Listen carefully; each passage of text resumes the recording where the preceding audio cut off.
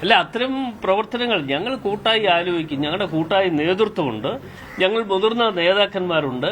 ആ മുതിർന്ന നേതാക്കന്മാരുമായി ചർച്ച ചെയ്യുന്നതിന്റെ അടിസ്ഥാനത്തിൽ ആരെയൊക്കെ UDF-ലേക്ക് പുതിയതായി കൊണ്ടുവരണം. ഒരുപാട് മേഖലകളിൽ നിന്ന് ആളുകൾ വരാൻ തയ്യാറായി നിൽക്കുന്നുണ്ട്. UDF-ലേക്ക് കടന്നു വരാൻ വേണ്ടി നിരവധി രാഷ്ട്രീയ പ്രസ്ഥാനങ്ങളുടെ നേതൃത്വം, ഞാൻ പേരൊന്നും എടുത്ത് പറയുന്നില്ല. അതിപ്പോ ഞാൻ പറയാം, അത് പറയേണ്ട സമയം ഇപ്പോഴല്ല.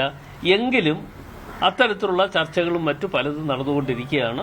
ആ ചർച്ചകൾ പൂർത്തീകരിക്കുമ്പോൾ നിങ്ങളെ എല്ലാവരെയും ഞങ്ങൾ അറിയിക്കും. അത് ഞാൻ പറഞ്ഞല്ലോ, അടുത്ത ഘട്ടത്തിൽ അത്തരം കാര്യങ്ങളൊക്കെ തള്ളിക്കളയുന്നില്ല. ഏതാ പാർട്ടിയെ തള്ളിക്കളയുന്നില്ല.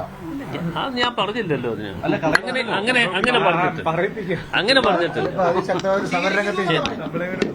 അങ്ങനെ എന്തെങ്കിലും ഉണ്ടെങ്കിൽ അറിയിക്കുമല്ലോ അല്ലേ? അങ്ങനെ ഉണ്ടെങ്കിൽ അറിയിച്ചോളാം. നിലവിൽ ആലോചനയില്ല.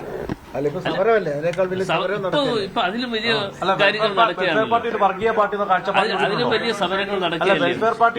വെൽഫെയർ പാർട്ടിയെ കുറിച്ച് നിങ്ങൾ എന്തിനാ ഇത്രയും ബേജാറാകുന്നത്? വെൽഫെയർ പാർട്ടി ഒരുപക്ഷെ ഞങ്ങളെ സഹായിക്കുമെന്ന് കണ്ടു കഴിഞ്ഞാൽ ഞങ്ങൾക്കെതിരെ LDF നിൽക്കും. അതേസമയം അവരുടെ കൂടെ ആണെങ്കിൽ ഒരു പ്രശ്നമില്ല. അവരുടെ കൂടെ ആണെങ്കിൽ ഇന്നലെ വരെ അവരുടെ കൂടെയായിരുന്നു. അപ്പൊ അവരുടെ കൂടെ ആകുമ്പോൾ ഒരു പ്രശ്നമില്ല. ഞങ്ങളെ സഹായിക്കുന്നു എന്ന് പറയുമ്പോൾ നിങ്ങളൊന്നും വിഷമിക്കണ്ട, അതിന് സമയമുണ്ട്. ലളിതമായ ചോദ്യമാണ്. ലളിതമായി ഞാൻ വർത്തമാനം പറഞ്ഞത് ലളിതമായിട്ട് പറഞ്ഞതാണ്. ആണോ അല്ലയോ? ഉത്തരം പറയാൻ സാധിക്കും. അതെ, ലളിതമായിട്ട് ഞാൻ പറഞ്ഞതാണ്.